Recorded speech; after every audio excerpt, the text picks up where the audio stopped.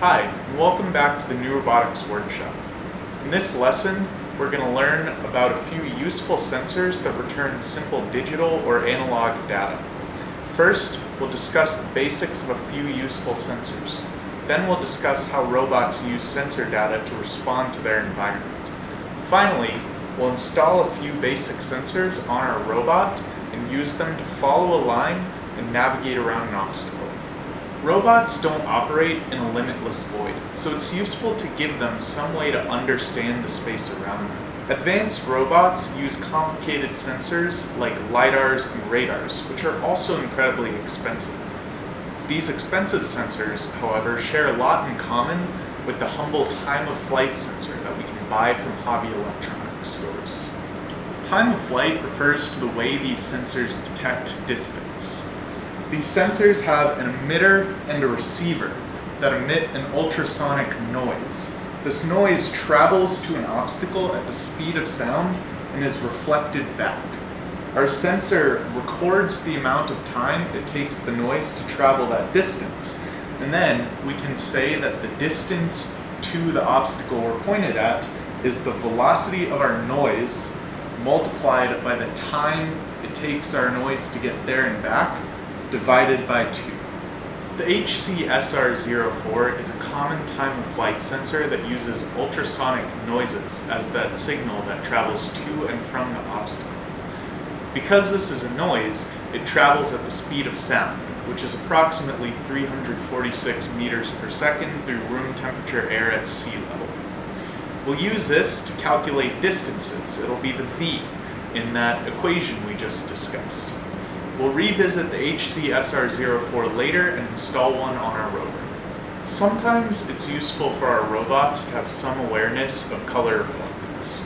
For example, in a warehouse, painted lines could be used to guide robots or mark boundaries they shouldn't cross. In the field, detecting reflectance could tell you if a robot, is approaching a hole in the ground where it's dropping away. For applications like these, infrared light, or IR sensors, can be useful.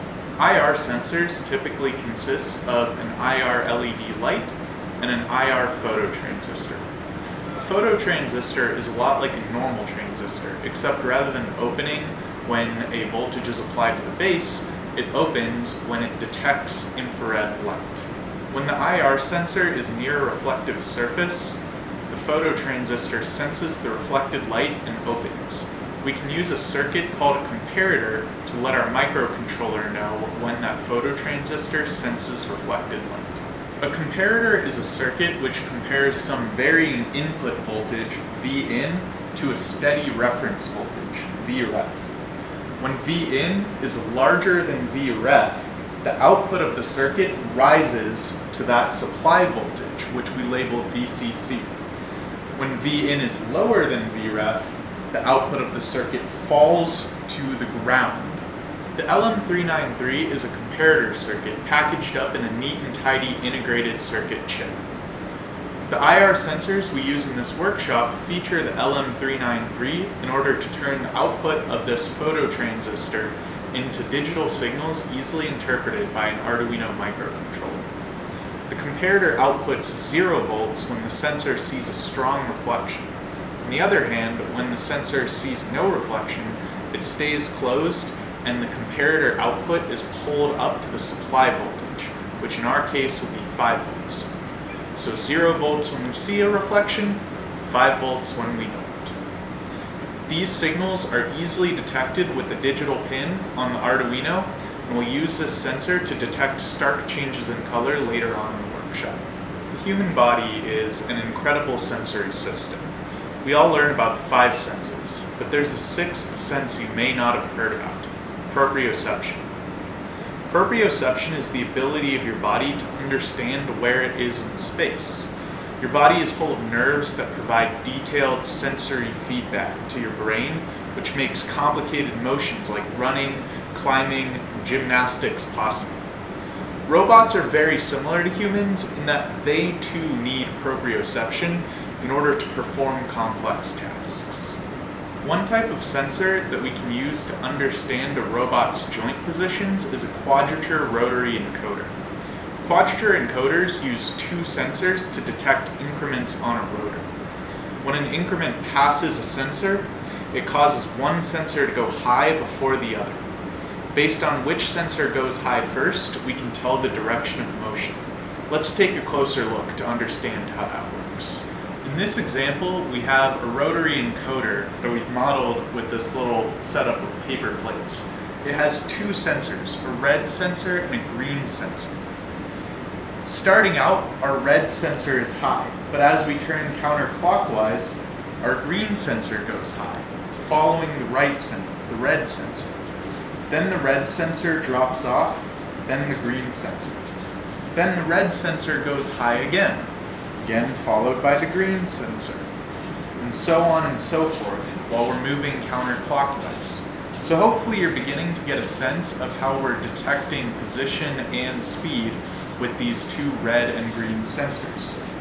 Going the other way, the red sensor goes low, then the green sensor goes high and is followed by the red sensor. So the direction is reversed. When we're moving counterclockwise, our green sensor goes high first.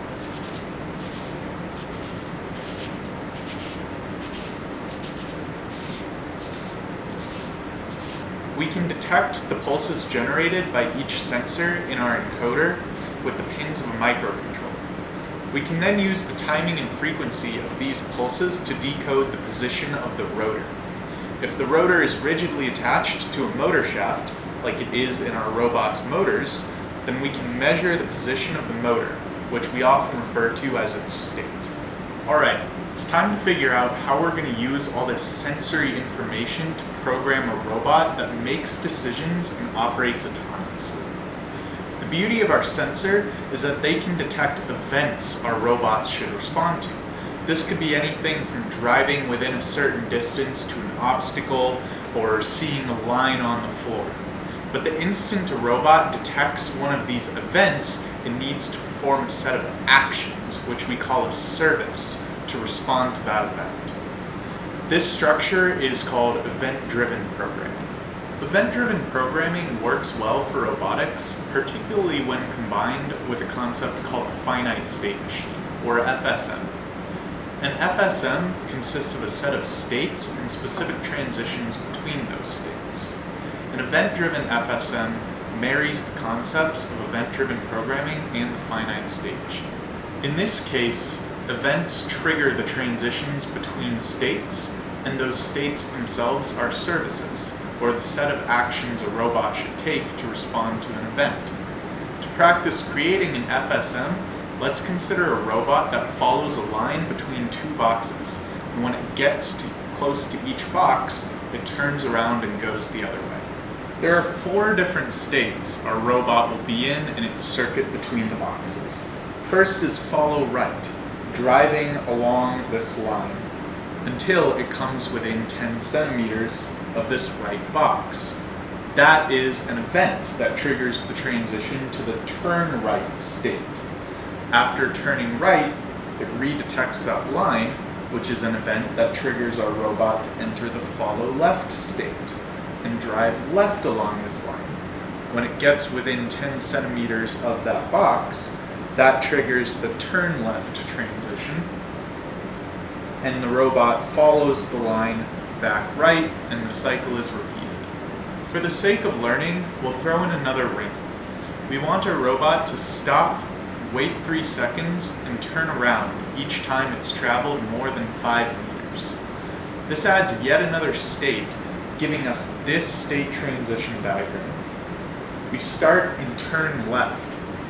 When we detect a line, we enter follow right.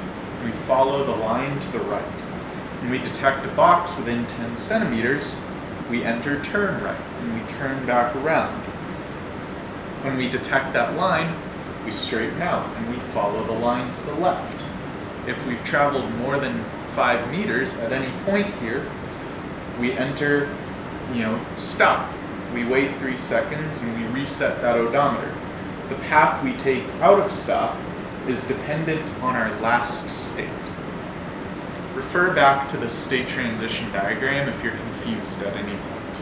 Alright, In the Arduino workspace you created for this workshop, we're going to open Lesson 4 Basic Sensing.eno.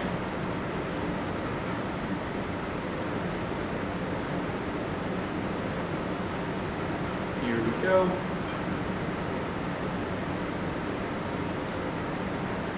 You'll notice this code is almost identical to the code we wrote in Lesson 3. Before we organized our problem with layers of abstraction, and we used Arduino functions to write modular code we can easily build on top of. Now we're going to cash in on that hard work and build on top of that code to create a robot that senses its environment and makes decisions.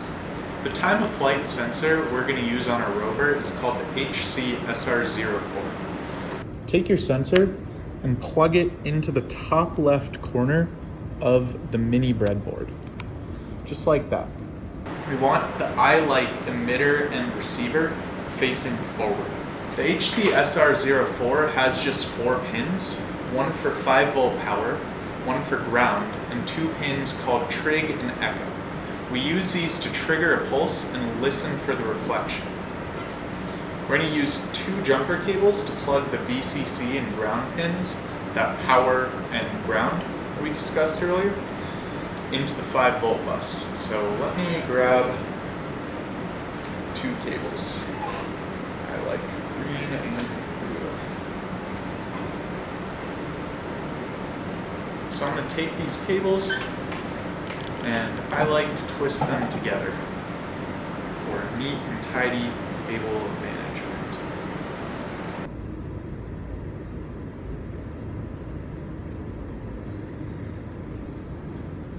Lovely. Cool. So we're going to grab the red and black. We're going to carefully insert the red into the breadboard so it connects to the VCC pin, and the black into the mini breadboard to connect to the ground pin. Next, I'm going to plug the green into the echo pin and the blue into the trigger pin. There we go. So, on this end, we are going to take the red and the black into the 5-volt bus. We're going to bring them down over here, plug them into this bus. Beautiful. Make sure that you have them plugged in the proper way such that the black is on that negative bus and the red is on that positive side of the bus. So once we've done that, we're going to plug our echo pin into A29 on the breadboard. That echo pin, if you remember, is our green wire in here. So right down there to A29. And then our trig pin will go into A30. There we go. If you wanted to be really neat, you could twist these together. All right, so that is the physical integration of our ultrasonic sensor on our rover. Now we're going to go back to the code. We now need to send a signal to the sensor on one pin, that trigger pin, and receive a signal on another pin, the echo pin. Like always, that means we need to declare and set up these pins. So at the very top, under line 32, we're going to declare our pins using the line const int echo equals 11. Add your semicolon, and const int trig equals 12. And we use those pin labels because if you look at our Arduino, we've plugged our echo pin into pin D11 on the Arduino and our trigger pin into pin D12 on the Arduino. Next, we're going to set up these pins. Under void setup at line 61, for 60, you should see set up sensor pins. Under there, we're going to add pin mode, echo input, pin mode, trig output. So now we need to write some code that measures the time required for the pulse sent on the trig pin to bounce off an obstacle and return to the echo pin.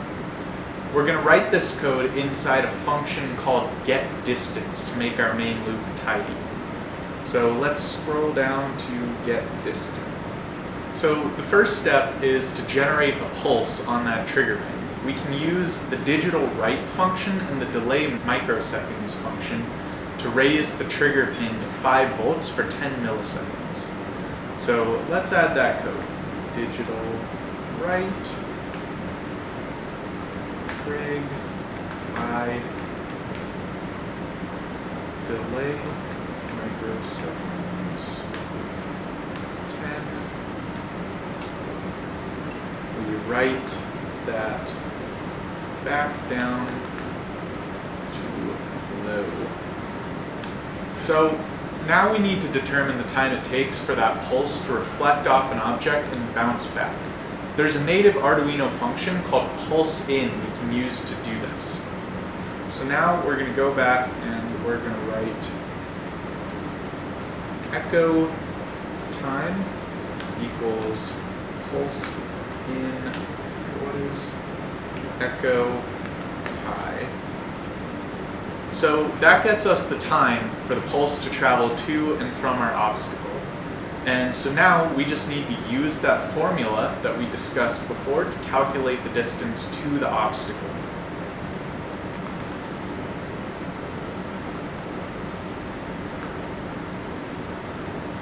Alright, calculated distance equals echo time over 2 times 346 times 10. So you'll notice in the formula that we discussed before, we use units of meters per second, and we use 346 as that velocity of the signal in meters per second. In this case, we're using 346 times 10.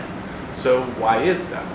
The reason is simply to scale our units properly, because that delay microseconds pulse in, they're not giving us units of seconds. Alright, so you'll notice an issue here. I used camel capitalization on echo time, but where I declared it up here, I used an underscore. So it won't upload because it doesn't recognize that variable. So there we go. Great. Hopefully that'll work now. And the classic semicolon. Beautiful, now it works. Let's open up the serial monitor and see if we can get any data.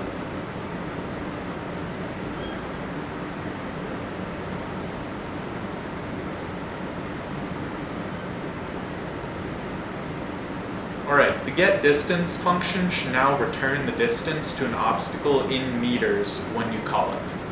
Uncomment the serial.print line getDistance line, that delay 1000, and upload this script. Let's see what the serial monitor does.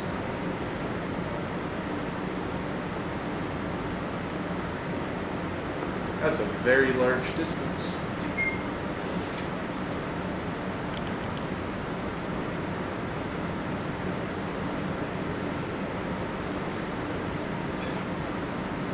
Hold on a minute. That'll do it.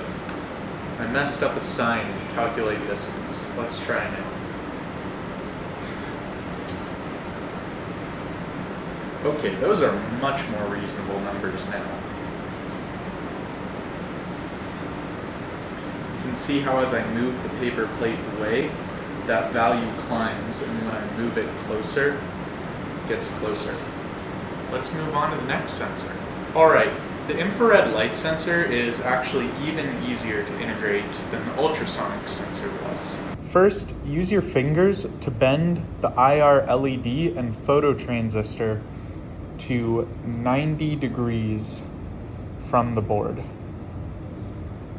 Not just like that. Next, we're going to grab some pliers and we're going to do the same thing to these pin headers.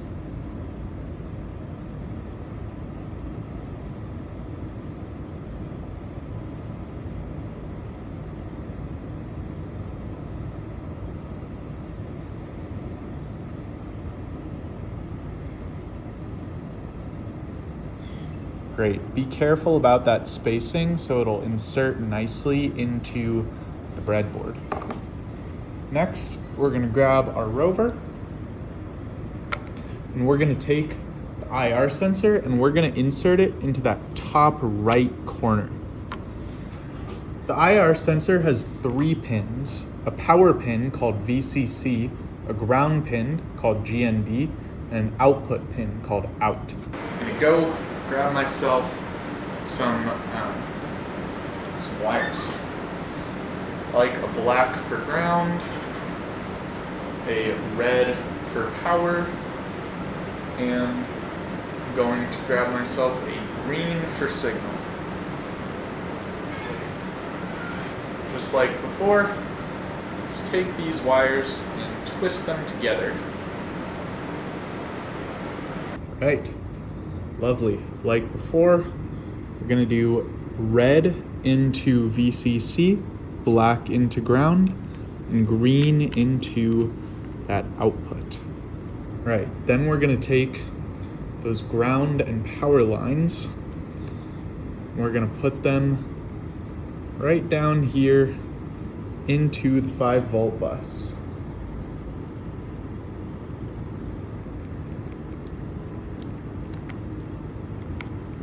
Again, we're going to be careful that our black wire is on that negative side of the bus and our red wire is on the positive side.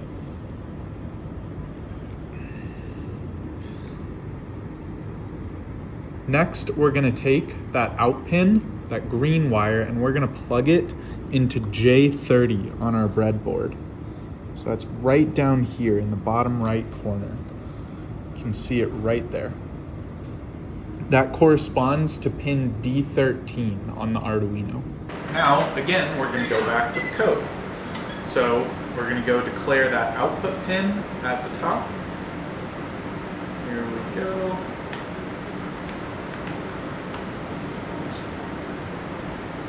Great. And we're going to go set up that pin. So we're going to go find our sensor pin setup, and we're going to go pin mode IR input. Now we're going to go to our function, getLine. So if you scroll down to our new function, getLine, you'll see this new function returns a new type of variable, a Boolean, or bool for short. Boolean can be one of 2 values. It can either be true or false. In our case, we want the function to tell us whether the sensor sees a line. So it'll return true if it sees the line and false if it doesn't. We can use the digital read function to check the value of our IR sensor output. If the IR sensor sees a white line, it'll set the output to 0 volts and the digital read will return a value of low. Otherwise, the IR sensor output pin will be at 5 volts and digital read will return high. Conveniently, the value of high and low can be substituted for true and false in Arduino code. This is a function of how they're represented in binary with 1s and 0s.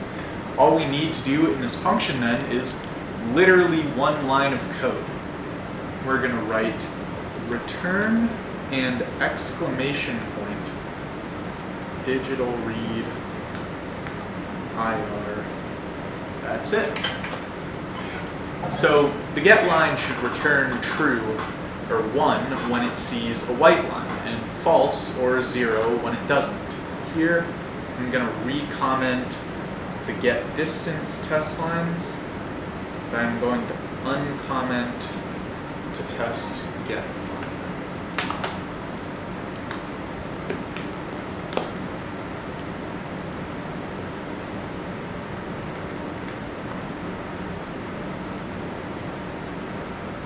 Let's upload this new code. All right, look at that. Uploaded on the first shot.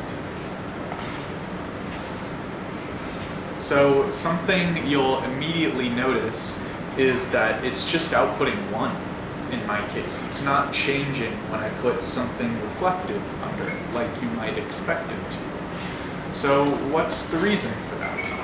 And it turns out the answer is the sensor needs to be tuned. It's got a potentiometer on the sensor that you can adjust with a screwdriver. So let me work on that for a minute. There we go. Happen to have a screwdriver here for that. All right.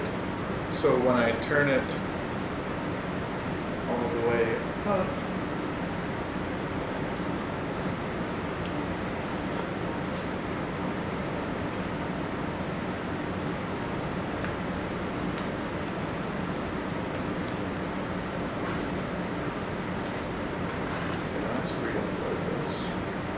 adding a delay statement so I can see if anything abnormal is happening, like it freezing.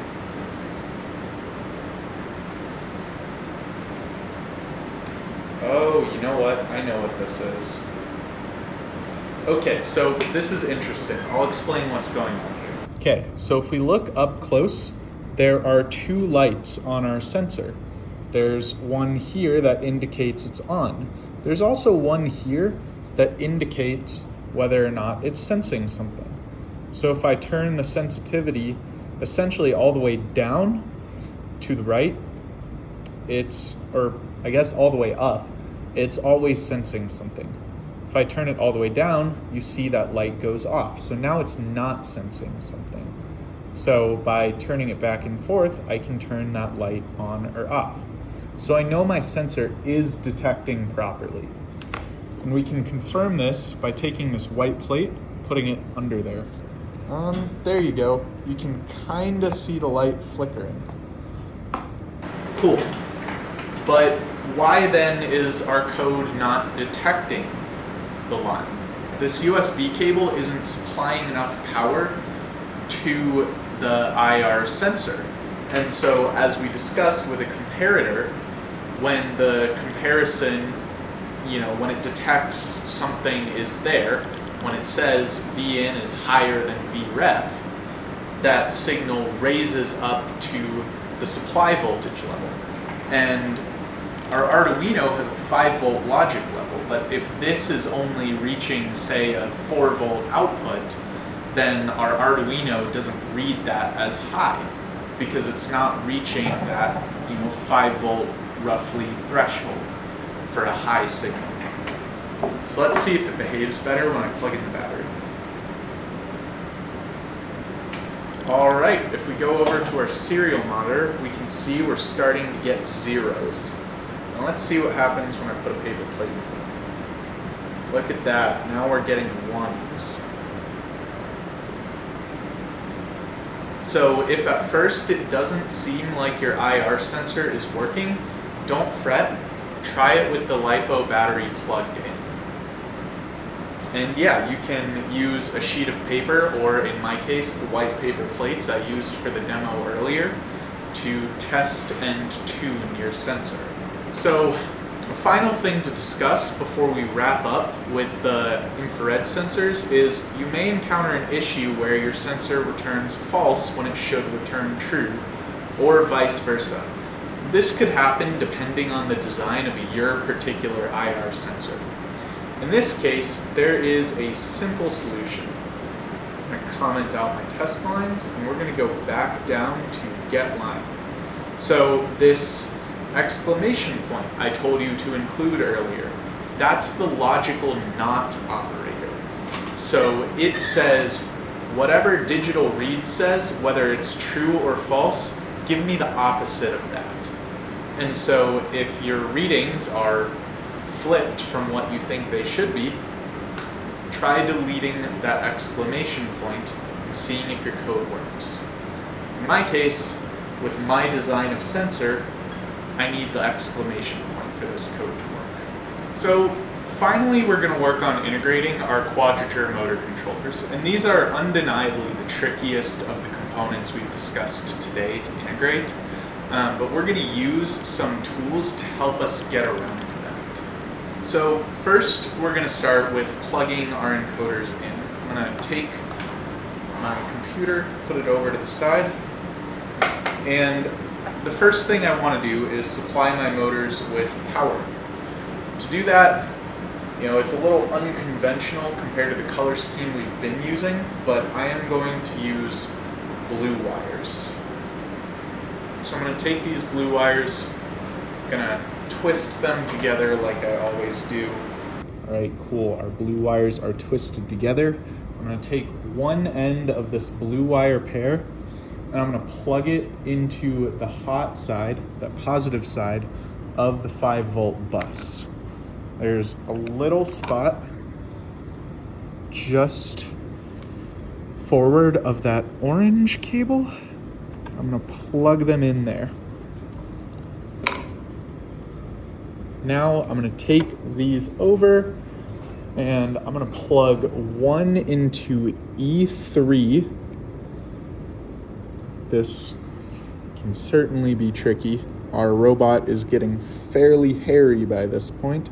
And I'm going to plug the other into F3. That should get logic power to both of our motor encoders. So now we need to plug in signal wires for our encoders. So as we discussed before, quadrature encoders each have two sensors. That red and green sensor from before with the paper plate demo. For these two sensors, I'm going to use white and yellow wires. It's just my preference. But you can use whatever floats your boat. Okay. Now this will admittedly be a bit of a struggle, but what I'm going to do is I'm going to take, with my first set of jumpers, I'm going to plug in that left motor. And I'm going to do that by putting my yellow wire, one end of it goes into E4, and then that white wire, end of it goes into E5.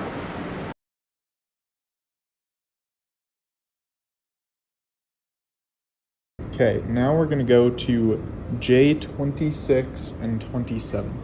So that yellow wire, the other end of it goes into J26, and the other end of the white wire goes into J27.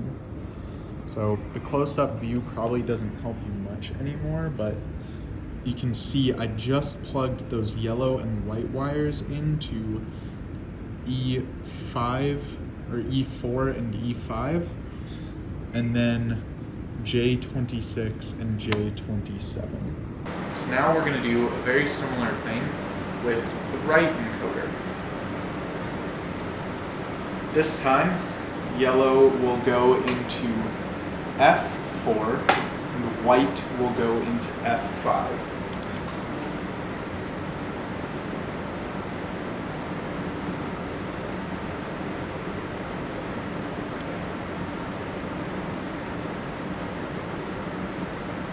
Yeah, see, this is the part where it gets really hard. So now the other end of the yellow jumper goes into J24 and the other end of the white jumper goes into J25. Should be less hard than that first end, but it's still pretty difficult.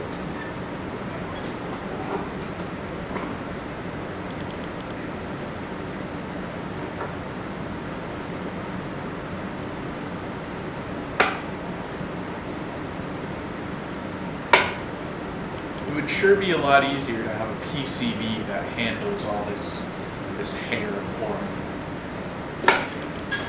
but then you wouldn't learn as much, unfortunately. All right, cool. So with that, we have our encoders plugged in, and so we're going to go to the code. Cool. So the first thing we need to do with our code is include the quadrature encoder library here under line 12. Do that with hashtag include and go quadrature encoder.h. And that, I forgot, needs to be in the little caret brackets. Alright, so now, as you may have guessed, we need to declare pins.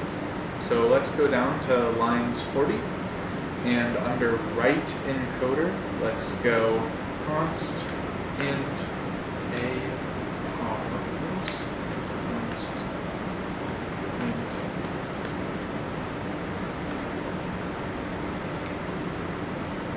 Oh, you know what? I almost made a typo. It's not const underscore int, it's const int. So now we're going to do a similar thing.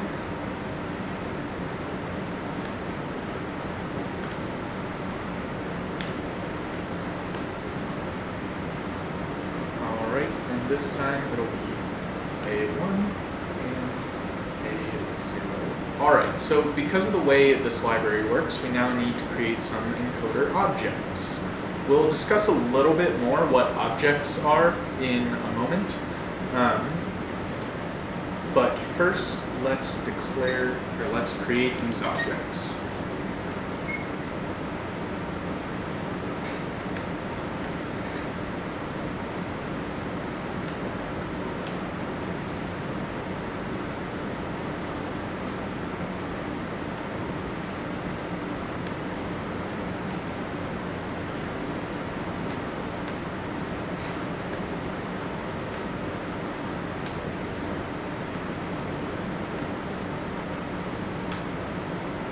Cool, so that's all the declarations we should need to make for our encoders. Now let's go down to our getODOM function. This is the last function we are going to write today. So the first thing we need to do is get our encoder counts using the getEncoderCount method supplied by the encoders class from the quadrature encoders library. So some of these words may be unfamiliar depending on your programming background, but they all come from a concept called object-oriented programming. Object-oriented programming is a very large topic, but I'm going to try and do what is unfortunately a very simplified and reductive explanation to make some of this language less confusing. So a class, like the encoders class, is a user-defined data type. We've used data types like integers, floats, booleans, and more. And a specific instance of a data type is called a variable. It has some name and value that we give it. A specific instance of a class, however, is called an object. It has a name and values, often more than one, that we assign it. Then there are methods, which we use a lot like functions we've been writing, except methods are kind of properties of a class. When we call a method, we first refer to an object we've created, and then to the method we want to call. That method then performs some action or calculation, often using values assigned to that object and or arguments, which are the inputs that we provide to it. Whenever we get our encoder counts from our left encoder and right encoder objects, we'll first refer to that object and then call a method that returns those encoder counts. So we're going to do that right now. So we're going to go long and left encoder count equals long right encoder count. Alright, and that's going to be our object left encoder dot get encoder count. There's no arguments for this one. So now our other object, right encoder get encoder count. Alright, now that we've got our encoder counts, we need to relate those to angular wheel positions in radians. To do that, we need two pieces of data on our motors. The first of them is the counts per revolution of our encoders. The second is the gear ratio of our motor gearbox. To determine the amount of counts our encoder will count every time our wheel turns one full revolution, we need to multiply those two numbers together. When we do that, we find that for every 2 pi radians traveled, or every full revolution of our wheels, we register 3,575.04 encoder counts. Now we can put this into code to determine the angular position of our wheels in radians based on our encoder counts. Float left wheel position. Float right wheel position. Left encoder count times right. 2 times 3.14 divided by our counts per revolution. Great. And we're going to do the same thing for right wheel.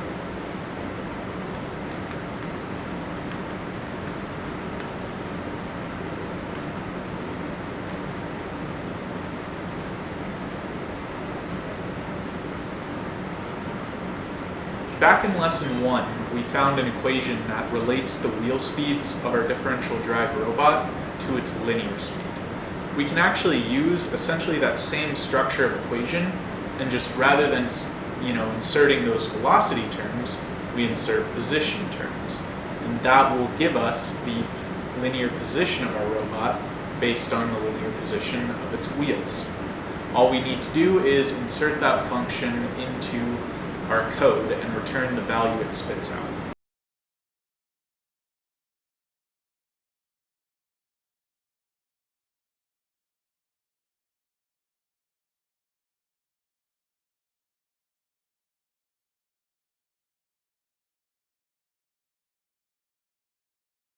You know the drill by now. There are a few lines of code in the main loop that test get out on. Let's uncomment them, watch the serial monitor, and see what happens.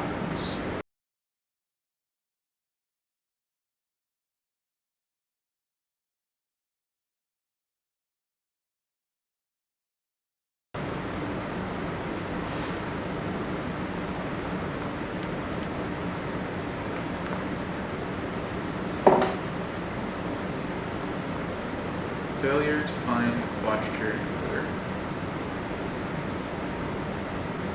Let's go to the libraries. Alright, here we go. Let's install this. Cool, that should solve our issue. No? Enable interrupt H. Okay, we're going to be chasing down library dependencies. This happens.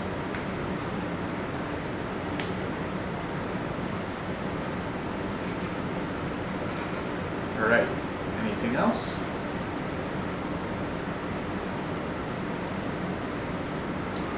Oh, here we go. And we got some typos.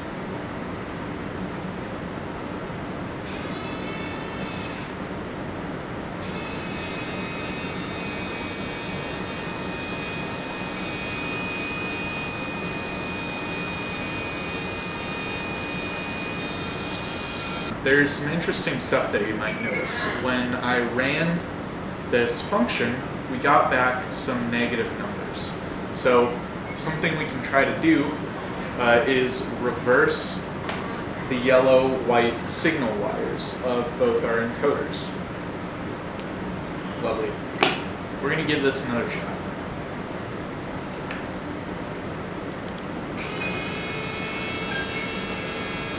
This time, the numbers, the distance we expect our rover is driving is climbing, just like we want. All right, there are a few different ways to program a finite state machine. Given that we've seen if statements before, this might seem like an obvious way to build a state machine. Use a bunch of nested if statements to check our state. This syntax can become pretty cumbersome though, as the state machine gets really complicated.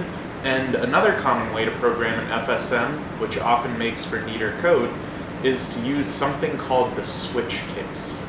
We'll use this to program our finite state machine. First, we need a way to express our states in code. Using the enumeration, or enum expression, helps to make very nice readable code. Enum is a quick way to create your own data type, which can have a finite set of custom values, which you specify. The compiler assigns numerical values to these custom values, but as we read and write the code, we see our assigned custom values, which makes the code easier for us, humans presumably, to understand. We'll create a data type with enum to represent our states, and then declare a few variables of that type to use in the finite state machine. So let's go ahead and do that. Let's go over to set up FSM, which for me is currently line 53. I'm gonna type enum state. So state is the name of the data type I'm creating, and then curly brackets. So now we just need to label all the states from our state transition diagram that we created. So those are going to be follow right, turn right, follow left, turn left, and stop. Semicolon, because we always do semicolons. Alright, so there are a few things we need to do. We want to declare state last state, and then we want to declare state current state. So what we're doing here is we're declaring the state that our finite state machine is currently in, and we're assigning that follow right, so that way we're able to enter our main loop. State next state equals, I have it set to current state. So now we're going to go down to the main loop in our program. I'm going to go comment out these motor driver, or the get odom test lines once again. We're going to come down here to the FSM. I'm going to remove these block comments. So now we're going to use the switch case in the main loop to create the structure of our finite state machine. Each time we pass through the main loop, the switch current state will be evaluated once, and it'll send our program to the case matching whatever that current state is. That means we need one case for each of the states in our finite state machine. So if you look at our current switch case statement in the main loop, you'll see that we have a case for each of those states, and we're good to go. So now we're going to use the switch case in the main loop to create the structure for our finite state machine. Each time we pass through this main loop, that line switch current state is evaluated once. The switch case then sends our program to the case matching the current state, where it'll execute a set of actions. For this to work, we need one case for each of the states in our finite state machine, which you'll see we have here. A case for follow right, a case for turn right, a case for follow left, a case for turn left, and a case for stop. Next, we need to fill in the actions that our robot will take in each of these cases. So we need to do two things in each of our cases. We need to check for events that would cause a transition to a new state, and we need to perform a set of actions corresponding to our current state. So for argument, let's consider our follow right case. There are two events that would transition us to a new state according to our state transition diagram. The first is that our odometer hits 5 meters, and the second is that we come within 10 centimeters of box. We'll use if statements to see if one of these conditions has been met, and if so, move us to the appropriate next state. To do this, let's go to case follow right. Under that, we are going to check for events. We're going to do if get odom is greater than, I need the parentheses, greater than 5. Then we are going to say next state equals step. So that checks to see if we have driven 5 meters. Next thing we're going to do is we're going to check to see if we're within 10 centimeters of a box. So for this, we're going to do if get distance is less than 0.1 meters, which is 10 centimeters. Then we're going to go next state equals turn right. Oh, and something I've forgotten here is we need to add some break statements within these. Alright, so if neither of these events occur, then we need to perform the set of actions associated with the follow right state. That means we need to follow a white line to the left of the robot. The way we do this is by moving forward slowly and turning right if we see the line and left if we don't see the line. We can perform these actions with some if statements. So now we are going to go if get line motor controller. We're going to do 0.1 -1. So what this is saying is if get line returns true, i.e. we see that white line, then we're going to call our motor controller function and go forward at 0.1 meters per second and turn right, that negative direction, because of right hand rule, at -1 radians per second. So if we don't see the line, so that's if exclamation point for not get line, then we're going to say motor controller drive us forward and to the left. Double check here.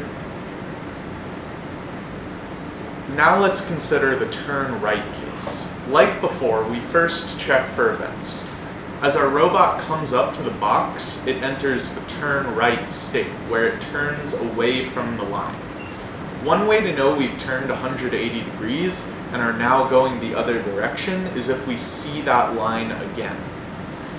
So the event that moves us on to follow left is seeing the line.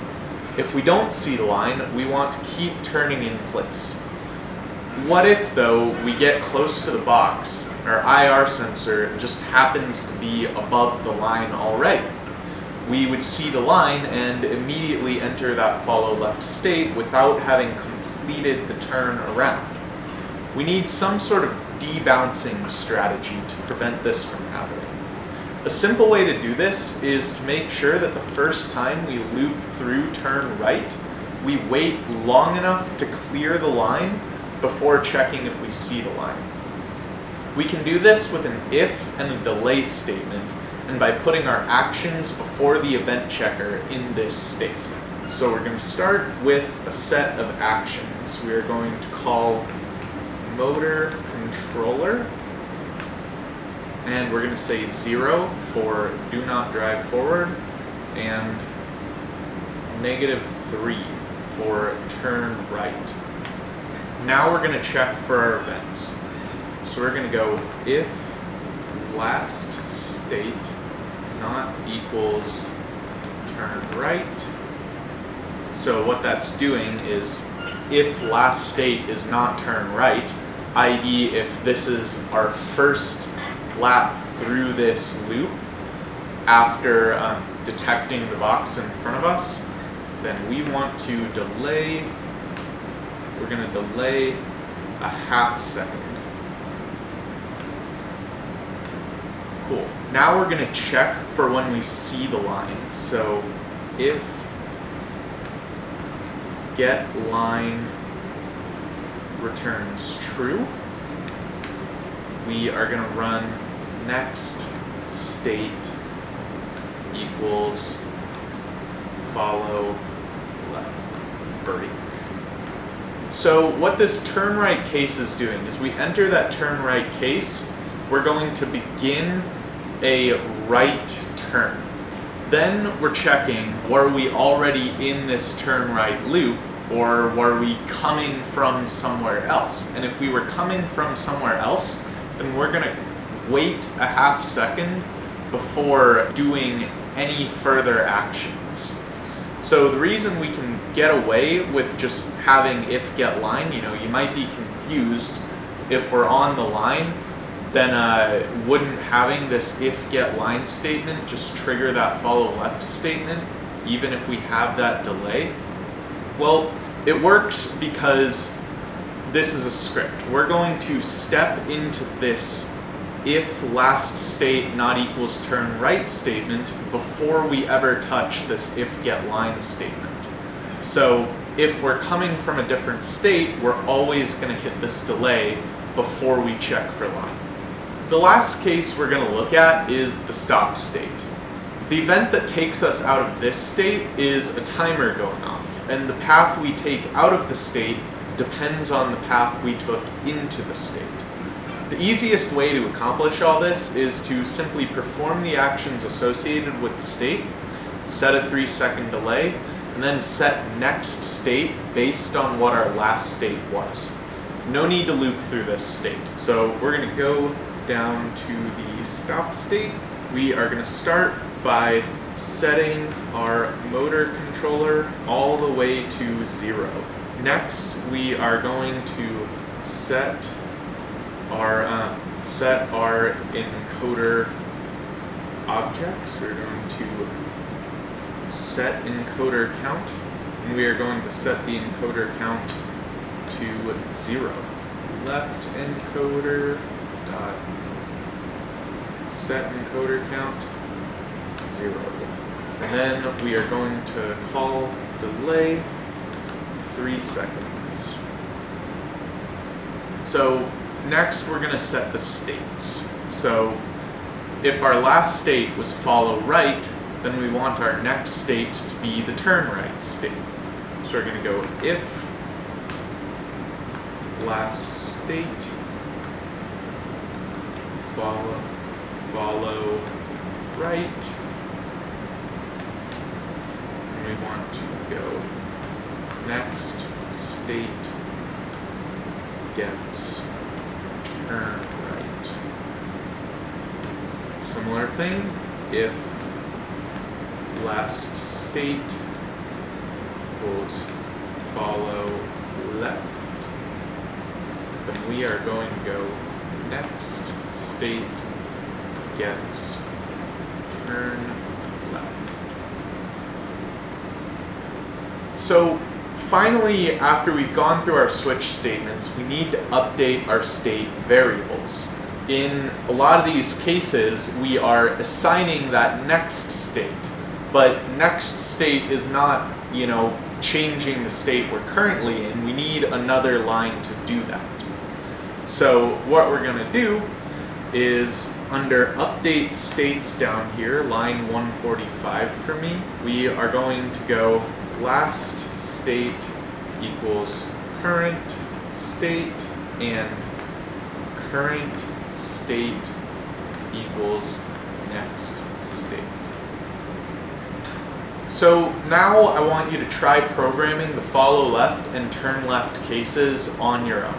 You should be able to recycle a lot of code from the follow right and turn right cases, but think carefully about the variable names and the directions involved. If your code doesn't follow the line properly, those would be good things to check first. Once you've got the rover following a line in between two boxes, make sure to commit and push your code to GitHub the same way we did in the previous lesson. In the next lesson, we're going to learn about a fundamental tool that gives us access to more advanced sensors and robotic capabilities. Alright, so the last thing I'm going to do is go ahead and push my code to GitHub. So I'm going to go git status. Alright, we're going to go git add. Let's do git status again. Looks like all my changes are staged for commit. So we're going to do git commit -m. Let's do built fsm. Lovely. And now let's go git push to send those changes to a remote repository. Alright, and with that, we are wrapped up with this lesson. I look forward to seeing you in the next one.